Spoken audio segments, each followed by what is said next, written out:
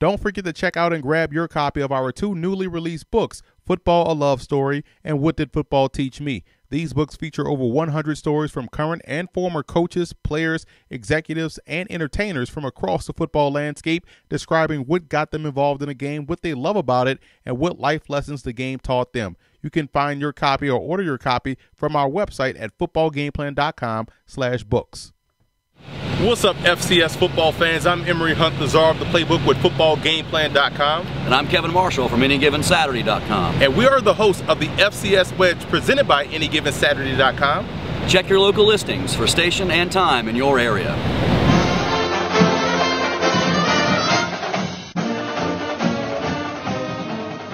A battle of unbeatens in the Ivy League as Dartmouth travels to Harvard. And starting with Dartmouth in this ball game, I think establishing the running game early is going to be key. We know they're a passing offense, and we know they can run the football, but I think they have to make an emphasis to establish the ground game in order for this offense to really have some success.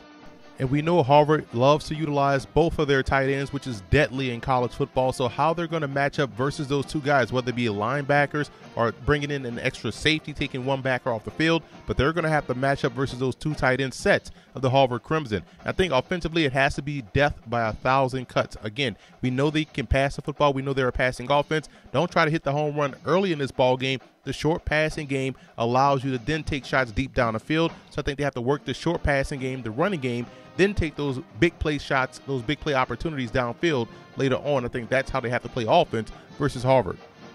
And for the Crimson in this ball game, getting wide receiver Andrew Fisher involved in this offense early is going to be key. He's a dynamic playmaker, maybe one of the best receivers on the football field. I think they love to move him around the formation, find ways to get him involved, whether it be short to intermediate or even deep down the field, maybe in the backfield. But get your number one playmaker to football early helps him have a big game throughout. And getting Williams off the spot. Dalen Williams is an outstanding pocket passer. You want to flush him to one side. That way you shrink the field where he can throw the football, and you can get these guys off the field, which ties right into my last point, their third down defense. They can't allow Dartmouth to have success sustaining drives and moving this football slowly up and down the field. They have to get off the field on third downs if they want to have a chance. And I do think the Crimson will do just that, getting off the field on third downs. They have probably the best football team in the FCS. Again, I wish they competed in the playoffs. Harvard is really strong this year. This is probably the best FCS game this weekend on the schedule. I think they knock off Dartmouth. Another huge battle on the slate this week is in the Pioneer League as Jacksonville travels to Dayton to take on the Flyers. And starting with Jacksonville in this ball game, I think quarterback Cade Bell's efficiency is going to be huge. We know he's a gunslinger. He's going to take those shots deep down the field, but he has to be efficient with the football and not turn it over. I think on defense, they have to make Alex Jeske beat them throwing the football. He's a guy that's a mobile guy. He's going to run that zone read and run the football as well. But you stop the run, force him to make plays in the passing game. I think that's a win for Jacksonville's defense. And I think on both sides of the ball, the Dolphins will have to make plays in space. Offensively, beating those guys, those corners of Dayton one-on-one, making plays after the catch. And defensively, it's about tackling these guys in space, in the alley, in the hole. Linebackers and safeties have to make one-on-one plays. Wide receivers also have to do so in the passing game, and that's what Jacksonville has to do in this game if they want to come away victorious. For Dayton, the offensive line has to continue to win in the trenches. That's a big reason why they're undefeated right now. Their offensive line is blowing guys off the ball,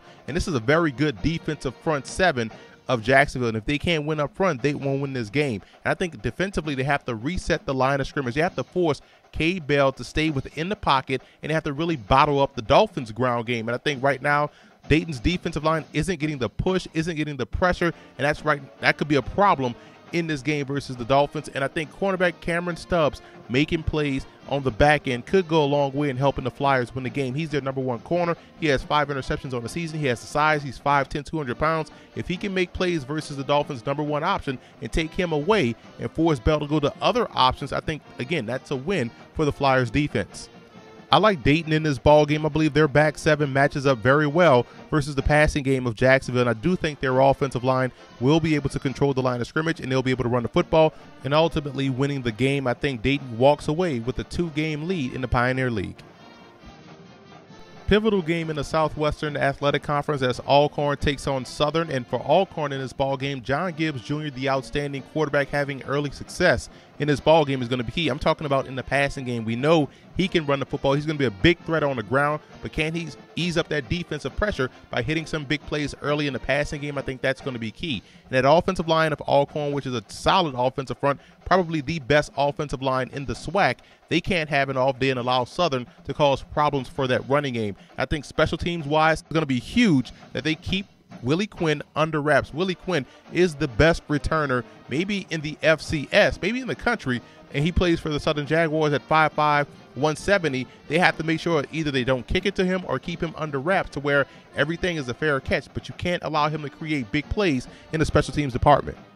And for Southern in this ball game, the secondary has to make plays. This is even more important because you're facing an offense that wants to run the football 65% of the time. So if you can match up one-on-one and lock down on the outside, you can get extra aggressive in defending the run. And you have to avoid those mental mistakes. I think that's the difference between an undefeated or one-loss Southern team and a three-loss Southern team. They have to avoid beating themselves, especially versus a top team in Alcorn. And I think Southern has to continue to excel in the red zone. This is one element of the Jaguars game where they've been phenomenal all season long. They can run the football well. They do a great job inside the 20, throwing and running. And I think if they can continue to excel and make this game a shootout, that favors them in the end. But at the end of the day, when you're able to control the line of scrimmage like Alcorn is on both sides, I think that's a big reason why they have been the preseason favorite to get to the Celebration Bowl, and I think they will win this game, having a leg up in the East Division in the SWAC, knocking off the Southern Jaguars. And finally, we have a big game in the Big South between Coastal Carolina and Charleston Southern. And for the Chanticleers in this ball game, they can't sleepwalk in this one. I think that almost got them beat last week versus Monmouth. They start the game slowly, and they almost got in trouble throughout. And I think they can't be afraid to go aggressive versus the running game of Charleston Southern. You want to put these guys in an uncomfortable situation, which is passing the football more often than they want to, and movement gets you where you want to go. That's putting your offensive lineman on the move. I think the Chanticleers do a great job in doing that in the running game. That's putting your quarterback, Alex Ross, on the move. I think that can cause problems for the Bucs defense, and also moving your receivers around on slip screens, tunnel screens, bubble screens. A lot of movement can cause problems for this Charleston Southern's defense. And for Charleston Southern in this ball game, I think their third down defense is going to be huge. Last week, I saw Monmouth do a great job in getting off the field, which caused problems for the Chanticleers offensively. It broke their tendencies. It broke their stride, their rhythm. I think if they can get off the field on third downs with the offense that they have and chewing up the clock, it bodes well for their chances of knocking off the #1 team in the country. And you have to dance with the person that they came to the party with, and that's the running game. Running the football shrinks this ball game. It forces Coastal Carolina to get off block, something that they'll struggle to do. And I think if they can control the clock, control the line of scrimmage, they can win this game. And I think defensively, it's about forcing Coastal Carolina to play a downhill game and not an east-west game. I think Coastal wants to expand the field in every direction, but if you force them downhill by setting the edge and forcing that running game to be more of an A and B gap type of a running game instead of a C and D gap game, I think that bodes well for their chances to knocking off the Chanticleers. And I think they'll do just that. I like Charleston Southern in this ball game. This defense has played exceptionally well, and offensively, their O-line has done a great job at moving guys off the spot. They were actually in that Troy game in week 1. Then it got out of hand with the turnovers. But I think this is a very good football team that will move on to take over the #1 spot in the Big South.